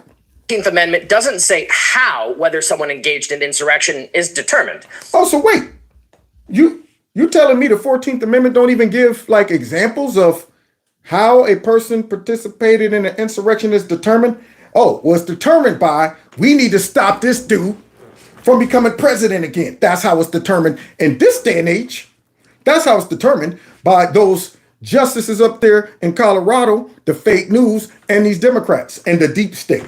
That's the determination. We need to stop Trump. So we got to go ahead and concoction this mess. Okay. Never was an issue before. Nobody ever charged with this. But now we're going to dust it off for Trump. In the past, criminal convictions, civil actions, and even acts of Congress have served as proof. So in theory, a judge or Congress would have to explicitly state that Trump is ineligible for office under the insurrection clause. And then the Supreme Court would have to uphold that decision. Wow. A lot of hoops they would have to jump through to get this to stick. See, so unless they have control of a whole, actually, their biggest problem is the Supreme Court. They don't have control of the Supreme Court. So even all of these lower level Supreme Courts, if they do say this and rule against Trump being on the ballot, they got to contend with the Supreme Court. And that's why the Democrats are trying to delegitimize the Supreme Court, because they know that, man, they're standing in the way. We need us one extra advocate, liberal judge, activist up there in Washington. Therefore, when we have stupid lower level activists, Supreme Court justices rule on this garbage, they'll uphold it. So they got a problem here. But they also got a lot of minions like this out here just trying to go ahead and justify this. And let's be clear here. The Colorado Supreme Court did not kick Trump off the ballot. The United States Constitution kicked Trump off the ballot. As conservative judge. Notice what he said. Y'all. Here's the tool we use to justify this stupidity. As conservative judge, let's take the blame off of these radical, progressive, activist judges and just say, no. They just had to simply implement the clear definition and description of the 14th Amendment. It's the Constitution. It was out of their hands. So that means all of the other judges who didn't make this decision, they, for whatever reason, are not honoring the Constitution. These judges up there in Colorado, they're the only one got the perfect insight, understanding, and interpretation of the 14th Amendment. The rest of these judges are wowing. They don't know what they're talking about. Man, interesting. As conservative judge and constitutional expert Michael Ludwig said, the 14th Amendment is a valid provision of the Constitution. It has to remain enforced. That's what the judges in the Colorado Supreme Court have done. Yes, the 14th Amendment says if you try to destroy our democracy, you can't come back and try again. Why does the side of his head look like it's dented in? Why does his ears look uneven? I'm looking at that guy and I'm like, wait, why is one of your ears located about 3 inches lower than the other one? I don't understand that. That's the only funny thing about you. That is it. Those two, lopsided ears on the side of your head. That's the only thing I'm laughing at. But now, here's that guy saying that, yeah, man, a conservative judge. But notice they're not talking about all the other judges. There you go. They're not saying that these other judges are looking at this as short. Yeah, just focus on the one conservative judge we're using, and prostituting himself to be the voice. He's the voice for this, to try to justify this. End of the day, the gross majority of democratic precedents, of democracy canon, states that indeed this office is excluded. And decision after decision held that the office of the presidency was excluded from Section 3. And only recently, in the grand scheme of things, had decisions started coming out saying something different. Isn't that crazy? Just recently. So all the way up into Trump, just like all of the other things that they never used or never, it was a problem until Trump, we got another one. We got another new one, y'all. We got another new precedent. So, yeah, I mean, no president was ever brought in because of, the emoluments. Nobody ever was brought in because of classified documents. All of these things that's just unique to Trump. Now we got another one. Yeah, just breaking records when it comes down to new approaches to stop Trump. And all of a sudden now, hundreds of years of us all understanding what this meant. Now it means something else. Isn't that odd? It's kind of like all of the centuries since the dawn of time, us all knowing the difference between a man and a woman.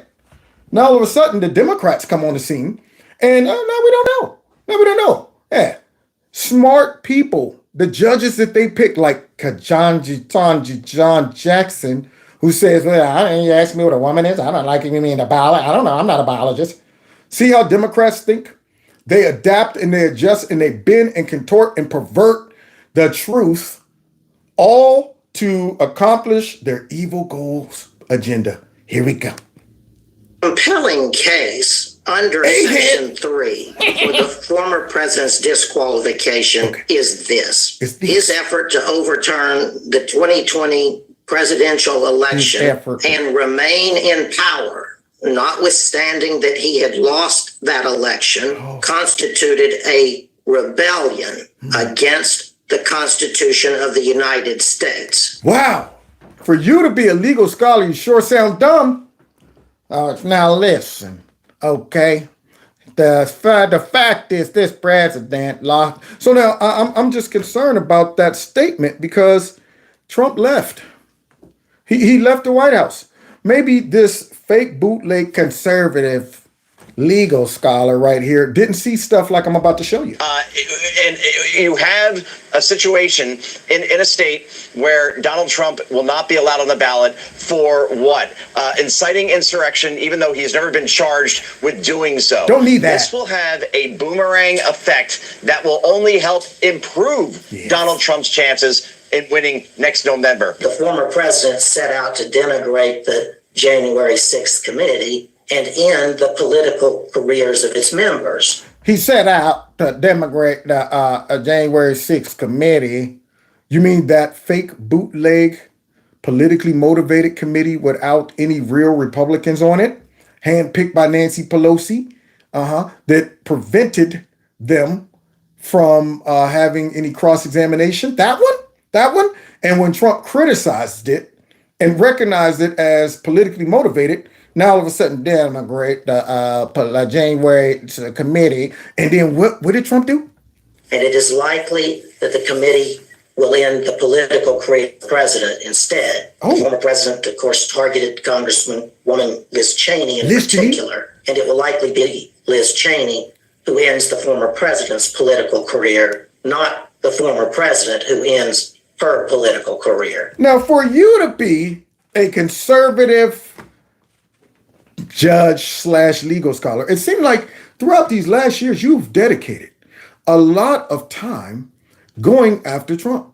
Sounds like you're never Trumper. Sounds like you might have a chip on your shoulder. Sounds like you might be motivated by trying to stop Trump. Because see, now it's gone beyond just you saying the 14th Amendment. Now you're talking about Trump criticizing the J6 committee. Seems like all this video footage we're seeing of this guy are all surrounding making Trump look like he is evil. Somebody put money bags up there. Somebody's dropping, all right, look, man, you want to make some money? You want to make some real cheese? We need you to use your credentials and your, reputation to push this narrative. We'll bring you on MSNBC all the time. You get paid for that. Your contribution. CNN, yeah, you do your tour. You might even get a book deal out of this. We're going to hook you up for your prostitution. That's what it comes down to. So now he's talking about Trump, and he might just get his career ended by the J6 committee. And he says, especially Liz Cheney, or should I say Lizard Cheney. So let's see how that all worked out. Representative Liz Cheney lost in Wyoming's primary election last night, falling to a candidate backed by former President Donald Trump. This means now 8 of the 10 House Republicans who voted to impeach the former president are losing their seats or retiring. Donald Trump and his family are greeting Liz Cheney's crushing defeat with unbridled glee. Don Jr. posted this mocking video montage to the song Kiss Him Goodbye. Bye-bye. Bye-bye. And also this image showing Cheney serving Trump from the drive-thru window at a McDonald's. Trump himself vented, now she can finally disappear into the depths of political oblivion. Yep, crawl back into that nasty, stinky snake hole you came up out of and stay there. So now you see the hater, the judge, the legal scholar was hating on Trump back then. It might turn out that there's Liz Cheney that destroys his career. And you see how that worked out? When are they going to learn? Teflon Don, man. Teflon Don. So punks step up to get beat down. They're all getting beat down. We're almost done. Here we go. The former president's seeming political dominance over the Republican Party was significantly diminished in the midterm elections. Oh, another hater statement. There we go. What else negative things can I say about Trump? Because I'm just simply a conservative, concerned legal scholar about our democracy. I'm not a paid and bought for tool of the left. When so many of his chosen candidates went down to defeat. Donald Trump's legal problems don't seem to be impacting his poll numbers. What? In fact, a New York Times poll released over the weekend showed the former president leading current President Joe Biden in 5 of 6 key swing states. How in the world is Trump getting more popular after what that legal scholar just said and all of this stuff? Now notice all of the networks, this legal scholar, this conservative legal scholar, notice what all the networks he's on. Yeah, he's just showing up on all of these fake news networks and playing his part to provide some type of leverage, for them to say, yeah, this is a legitimate approach to getting Trump off of the ballot. Look at this guy right here. He's conservative. He's a legal scholar. Yeah, let's bring him on MSN. When you start showing up on all those networks, I already know who you are and what you are. In the run-up, in the fall, leading up to the November election, that's when the former president began to suggest, if not more, that he was not prepared to willingly leave the White House were he to lose the election. Wow. Now, those are big words. As a judge, you would normally say, I need proof. I can't just say this. I got to see if what my interpretation of what I'm saying Trump was leading up to was accurate. So we better do what the judge is not doing, y'all. We better do that. Let's see what Trump had to say about this during that time. If the Electoral College votes for Joe Biden, will you concede? Well, if they do, they made a mistake because this election was a fraud. Just so you understand, this election was a fraud. I think it's a possibility. They're trying to, look, between you people. Uh-oh. Now this young whippersnapper, this smart mouth about to get checked by a grown man because he don't know how to speak to his elders. Don't talk to me that way. You're just a lightweight. Don't talk to me that way. I'm the president of the United States. Don't ever talk to the president that way. All right, I'm going to go with another question. See, now you lost your turn. Now you lost your turn because you didn't have respect for the office. Don't talk to me that way. Okay? Don't you ever talk to me that way. I love Trump, man. But now he's going to go ahead and address the question from a more cordial reporter. And let's see, because I'm sure Trump's going to say, you know what? If they do solidify the election, I'm not going nowhere. Let me tell you something. I ain't leaving this joint because I know it's real. And I'm going to overthrow that government, all of that. I'm sure that's what he's going to say. Go ahead. So if the Electoral College does elect President-elect Joe Biden, are you not going to leave this building? Hold up. Just so you, certainly I will. Certainly. What did you say? What did he just say? Certainly I will. But the legal scholar just a second ago, it is very clear that early in 2000, why the judge? Why didn't the judge see this? See, this is what the public needs to see because all these little small clips, average person is following up on all this stuff. They're not watching news this much. That's why I'm here. Okay. And this montage put together by Trump fan, check out the channel, is really a nice breakdown of how foolish all of this is. And it shows how obvious this so-called scholar is being used by the left. Here we go. Well, and you know that. And you know that, but the judge doesn't know it. Began to write lengthier pieces about just that. And I was reading those pieces. I'm reading those. My greatest concern, my single greatest concern. Creepy. This president's going to try to steal this election. What? This is the guy who said that all mail-in ballots are fraudulent, direct voting by mail, while he sits behind the desk in the Oval Office and writes his mail-in ballot to vote in the primary. Now we better go ahead and follow up and see if that's accuracy, because you see the dummy sitting there interviewing him like he's not. He's not watching all of this stuff. But there's the real guy who stole the election. The one who was sitting up there going, we put together the most intensive voter fraud program. That guy. So here he is saying Trump is saying mail-in ballots, all of them.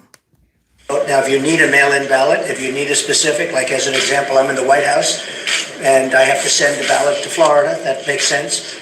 So if you need it for some reason, or if somebody's not well, that's one thing. This is a guy. Well, that didn't sound like what Creepy just said Trump said. Trump is qualifying that, yeah, I'm not totally against mail-in ballots at all. However, there should be very few situations that requires mail-in ballots. So Joe wants to say he's against the ballots, all of them, but here he comes again with something stupid. Guy who said that all mail-in ballots are fraudulent. When you send out 7.7 million mail-in ballots, there's forgeries, there's frankly duplication where they print ballots on the same kind of paper with the same kind of machinery and you can't tell the difference. When you send out 700-something thousand of them, not just a few, where I'm saying, hey, look, man, I'm disabled, I can't make it in. You know what, I'm overseas. I'm a military person and I need an absentee ballot or, in Trump's case. But when you say, well, we had a pandemic, people might catch COVID and die instantly if they come down to vote in person. So here's what we're going to do. Fly over their city in an air balloon and just drop ballots all over the streets for everybody. What could go wrong? What could go wrong? I would be concerned about that process too. And they send in thousands and thousands of fake ballots. And I tell you what, this nation can't be going down that path because it's a very dangerous path to go down. Have you ever considered what would happen if the election result came out as you being the winner and Trump refused to leave? Yes, I have. What? I promise you, I'm absolutely convinced they will escort him from the White House with great dispatch. Jack Smith and his team. You hear that? You hear Creepy talking about, man, I'll tell you what, we execute. Now, remember, if Trump launched the insurrection, okay, he was still the president for a couple more days or so. Now, my question is, why use us? Why use Trump supporters to do this? That's the dumbest insurrection I've ever seen. Against who? Yourself? But still, why would you use them when you're still the president and you have access to control of the military? This is what he's not talking about. Then all of a sudden he's talking about what he gonna do to Trump if he don't leave, and Trump left. But the judge is still out here telling people that Trump launched an insurrection. Team state very clearly that Donald Trump, under the First Amendment, had every right to doubt the outcome of the election, to challenge the outcome of election, to call for recounts, to call for audits, and to take the matter to court in order to litigate what he may have thought was an unfair outcome to the election. His supporters are claiming that that's just First Amendment stuff. He had the right to say all that stuff. Now, guys, y'all hear that? MSNBC now has to overcome this obstacle. Jack Smith said, well, yeah, Trump did have the right. Now, let's see what the judge, the legal scholar, says to all of those statements. The president does not have a First Amendment defense to any of these charges that have. What kind of judge is this? What kind of legal scholar is this guy? Donald Trump does not have the First Amendment rights because he's Donald Trump. All right. That you didn't see that in the Constitution? That someday when Donald Trump rises to power, he shall not have the First Amendment right to continue. Where's he coming up with this? Where's he coming up with it? Now been brought against him by the grand jury. He doesn't have to say or do anything. In fact, that would be my advice to him. What? Let these crazy people like elect you. The more unhinged and old the Dems sound about Trump, the more punk rock, the more rap, the more metal Trump becomes. He's like a mix of the Sex Pistols, Public Enemy, and Metallica. All rolled into one. He's America's bad boy. And he should just let them do all the work and sit back and regain the White House. That's what should happen, y'all. Oh, you right, Greg. Public enemy number one. A cell is hell. I'm a rebel, so I'll rebel. Between balls, got me thinking like an animal. It's like that, I'm like that. Leave me the heck alone. You don't think I'm a brother, then check my chromosome. There you go. Public enemy. Okay, let's see. The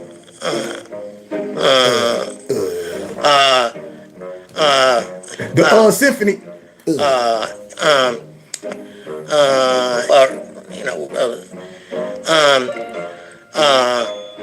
As to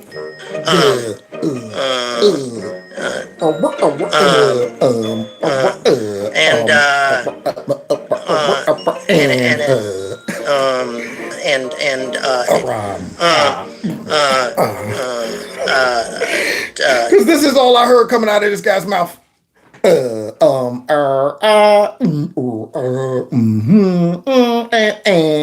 yeah, he pretty much could have went out there and just said that the whole time because he's talking out the side of his neck. It was around that time that my wife, she began to say to me that you're a dummy. She didn't think that the former president would leave the White House if he were to lose the election. And then yet he left. Boy, I tell you, these folks, man, will try anything. So they have supported that raggedy behind so-called conservative legal scholar, that guy, and decided he right now is their champion to support this very clear attempt to subvert and to undermine the upcoming elections and to interfere with it. And they're mad. They're mad because the guy who they're trying to get to promote this, and of course, remember, guys, he's not just a legal scholar. He's conservative. They got to say that. But they're mad because it's not working. You have judges in all of these states saying, I don't care what kind of legal scholar is this guy. If he's out here throwing out all of this stuff, and it's clear that this is not what this means.